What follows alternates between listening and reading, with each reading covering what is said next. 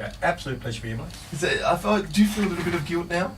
How's that? Because I was... Whoa. Hans doesn't know anything about this. Okay. Yeah, You don't actually need to Okay, this some- goes into the area of marriage counselling straight away. sometimes confessing, though, means it's releasing it from It's your own cathartic. shoulders. It's Yeah. cathartic. You're right. Definitely It can work. Can you forgive All me? right. So Scott's asking for forgiveness. Hans has got no idea what he's asking for forgiveness for. I alluded before that I was excited about you coming in, not because necessarily of your great wisdom, which is there, or all your insight into marriage and families, but because you bring us coffee.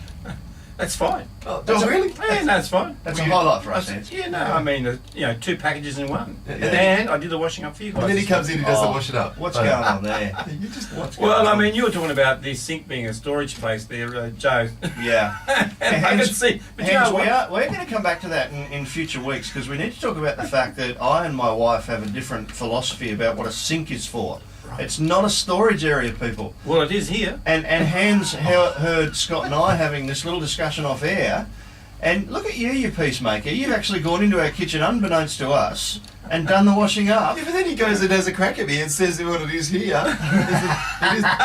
Hey, he was giving himself a good foundation to deal with the issue, Scott.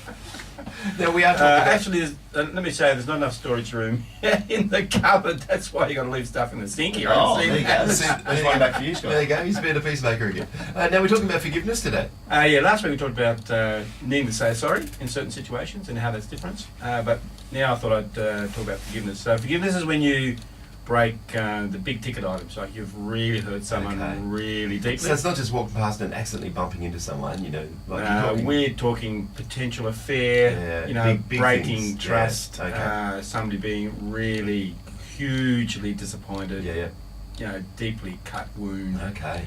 And really, this is, lots of tears, crying, Yep. devastated, people would say.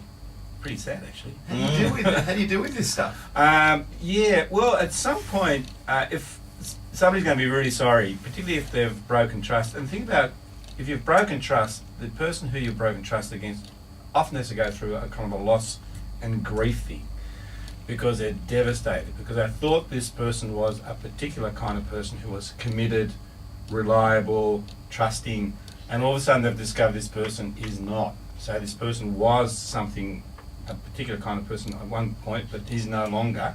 So they've lost something, and going through that kind of loss takes a long time to get over, actually. So it's the stuff that creates quite a big and So it's deep wound. almost a grieving process as well. Yeah, that's what happens. So there's a long sadness there. And so the other person, it's good if they forgive, actually, because forgiving is a gift of grace. So that one person would want that forgiveness because they're really sorry for what they've done. And the thing is that the person who's asking for forgiveness would like the person to forgive straight away and then move on. That is not likely going to happen. Yeah. They would like that. Because if it's a deep wound, it's like any a physical cut. If you were to cut it, it takes a long time to heal. And the pain is there for quite some time. And so with trust broken, it just takes a long time to heal, actually, and it takes a fair bit of soothing over time, a lot of ointment. But possible. Yeah, definitely. What do both parties need to do to come to that point where healing and forgiveness does happen? The party who has broken the trust needs to be able to be patient and listen to the person tell of their pain over and over and over again. It's not going to be over at one point.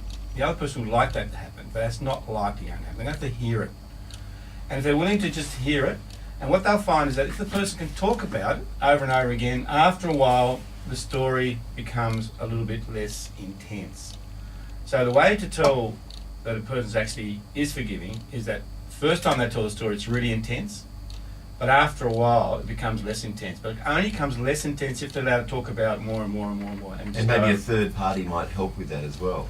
Yes, definitely. Now, Hans, one thing I've always admired about you is you've never once on our show said you really should come and see a relationship psychotherapist or you really need to phone me and book an appointment. But can I just put a little plug out for you and for all the other marriage counsellors in town?